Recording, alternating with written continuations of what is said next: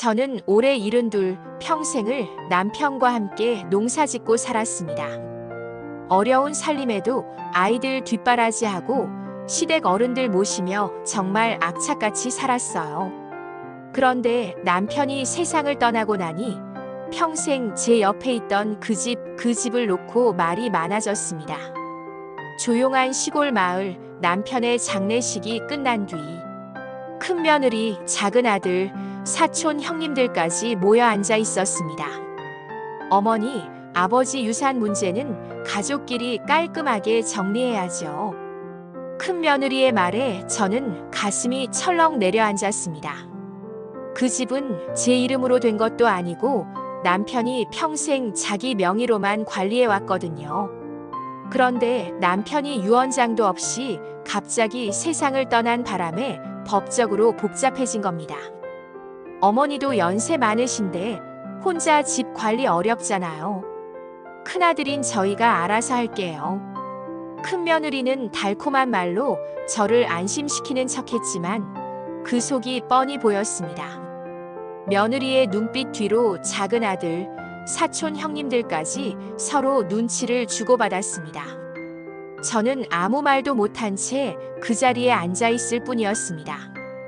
그렇게 시간이 흘렀고 어느 날 집 앞으로 등기부 등본이 날아왔습니다. 내용을 확인한 순간 제 손이 부들부들 떨렸습니다. 그 집이 큰 며느리 명의로 넘어가 있었습니다. 그 순간 제 머릿속이 새하얘졌습니다. 어떻게 내 집이 며느리 명의로 넘어가? 저는 떨리는 손으로 등기부를 몇 번이나 확인했습니다. 분명히 남편 이름이던 그 집이 이제는 며느리 소유라고 찍혀 있었어요. 그제야 퍼뜩 떠오른 게 있었습니다. 며칠 전 큰 며느리가 가져왔던 그 서류. 어머니, 도장 한 번만 찍어주세요. 행정 처리 때문에 그래요. 그때 제대로 확인도 못하고 멍하니 찍었던 그 도장이었어요. 억울하고 분한 마음에 며느리에게 따졌습니다. 이게 도대체 무슨 짓이냐? 하지만 며느리는 시치미를 뚝 떼며 말했습니다. 어머니, 걱정 마세요. 집 관리만 저희가 하는 거지 어머니 쫓아내겠다는 거 아니에요. 하지만 그 말과는 다르게 큰 며느리의 행동은 점점 심해졌습니다. 며느리는 동네 사람들 앞에서 저를 노인네라고 부르며 함부로 대했습니다. 물건을 마음대로 정리하고 집안 살림을 자기 마음대로 바꿨습니다. 심지어 작은 아들에게도 험담을 늘어놓기 시작했습니다. 어머니, 어쩌다 이렇게 되셨어요? 작은 아들은 속상해하면서도 방법이 없다고 했습니다. 집 명의가 이미 며느리 쪽으로 넘어간 이상 법적으로 싸우기도 쉽지 않았습니다. 저는 매일 밤 잠을 이루지 못했습니다. 평생을 지켜온 이 집을 이렇게 뺏길 순 없어. 그렇게 고민하던 어느 날 우연히 동네 주민센터에서 무료 법률 상담이 있다는 걸 알게 됐습니다. 망설이다가 저는 조용히 주민센터를 찾아갔습니다. 거기서 만난 변호사 선생님은 제 사정을 듣고 단번에 말했습니다. 어르신, 이거 명백히 위임장 악용입니다. 법적으로 충분히 되찾을 수 있어요. 그 한마디에 저는 희망을 가질 수 있었습니다. 변호사의 말에 저는 가슴 한켠이 뻥 뚫리는 것 같았습니다. 다시 돌려받을 수 있다고요? 변호사는 고개를 끄덕이며 자세히 설명해 줬습니다. 도장을 찍으신 건 맞지만 정확한 설명 없이 속여서 서류를 받은 경우 법적으로 무효를 주장할 수 있습니다. 특히 어르신처럼 고령의 경우 법원에서 충분히 고려합니다. 그 말을 듣고 저는 변호사의 도움을 받아 바로 소송을 준비했습니다. 큰 며느리는 처음에 비웃듯 말했습니다. 소송을 걸든 말든 어머니가 뭘 할 수 있겠어요. 하지만 저는 물러서지 않았습니다. 변호사와 함께 필요한 서류를 준비하고 그동안 있었던 일들을 정리했습니다. 주민센터 직원들도 증인으로 나서주었습니다. 이웃들도 며느리의 막말과 행동을 증언해주겠다고 했습니다. 법정에서 며느리는 처음에는 뻔뻔하게 말했습니다. 어머니가 집 관리를 저희에게 맡긴 겁니다. 다 동의하셨잖아요.